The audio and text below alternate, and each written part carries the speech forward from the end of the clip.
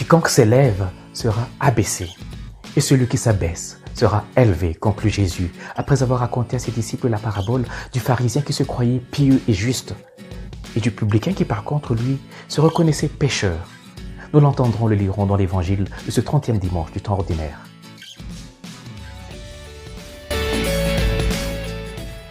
Le pharisien qui se croyait juste et jugeait les autres comme pécheurs, priait en lui-même en disant « Ô Dieu, je te rends grâce de ce que je ne suis pas comme le reste des hommes, qui sont ravisseurs, injustes, adultères, ou même comme ce publicain. Je jeûne 2 fois la semaine, je donne la dîme de tous mes revenus. » Bref, il se félicitait de sa piété apparente ou de sa fidélité à ses pratiques religieuses. C'est un peu comme qui dirait aujourd'hui « Merci Seigneur, parce que moi j'étais accepté dans ma vie comme Seigneur et Sauveur.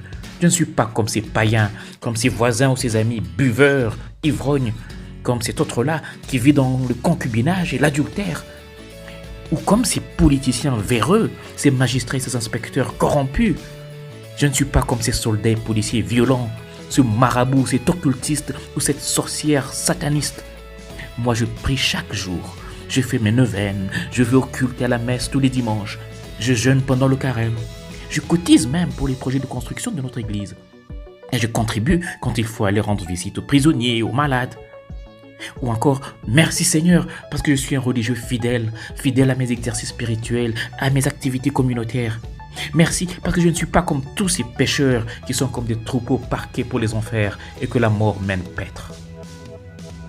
De l'autre côté, le Seigneur raconte dans sa parabole que, contrairement aux pharisiens qui se tenaient debout dans le temple, le publicain se tenait à distance. Les publicains, nous nous rappelons, c'étaient des collecteurs d'impôts.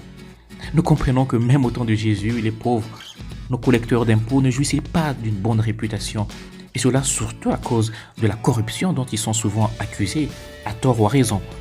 Bref donc, le publicain se tenait à distance et priait en se frappant la poitrine en disant « Ô Dieu, prends pitié de moi qui suis un pécheur. » Et le Seigneur conclut « Celui-ci, donc le publicain, descendit de sa maison justifié plutôt que l'autre, donc le pharisien. » Non pas que le Seigneur encourage le péché ou s'accommode avec ceux qui se complaisent dans le péché, non. Le publicain regrettait sa condition de pécheur distant de Dieu et implorait pitié pour se rapprocher davantage de lui.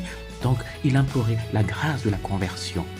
Alors que le pharisien se comportait en saint, en une personne sans péché et juge des autres. Saint Jean écrivait dans sa première lettre « Si nous disons que nous n'avons pas de péché, nous nous séduisons nous-mêmes et la vérité n'est point en nous. » Et donc, nous n'avons pas besoin de Christ Jésus qui a dit qu'il est le chemin, la vérité et la vie. Nous n'avons pas besoin de Christ Jésus qui a dit « Ce ne sont pas les bien portants qui ont besoin du médecin, mais les malades. Je ne suis pas venu appeler les justes, mais les pécheurs. » Si nous donc nous vivons en jugeant les autres et en nous croyant justes et saints, nous n'avons pas besoin de Jésus dans nos vies. Nous n'avons plus besoin de sa parole, nous n'avons plus besoin de son pain, de son corps et de son sang qu'il donne pour la vie du monde. Voilà pourquoi le pape François disait un jour « L'Eucharistie n'est pas la récompense des saints, mais le pain des pécheurs, de ces pécheurs qui ont besoin de la force et de la grâce pour se relever et marcher chaque jour plus près du Seigneur sur son chemin des béatitudes. » Prie donc avec moi de la présomption et de l'orgueil qui me conduisent à me croire saint et juste. Garde-moi, garde ton Église, Seigneur, de la prétention qui conduit à juger les autres. Préserve-moi, préserve ton Église, Seigneur, de l'obstination, de l'impénitence dans le péché. Libère-moi, libère ton Église, Seigneur. Jésus, qui est venu non pas pour les bien portants, mais pour les pécheurs, exauce-nous. Et que le Seigneur te bénisse et te garde, ta famille et toi-même. Au nom du Père et du Fils et du Saint-Esprit. Amen. Bon dimanche chez vous.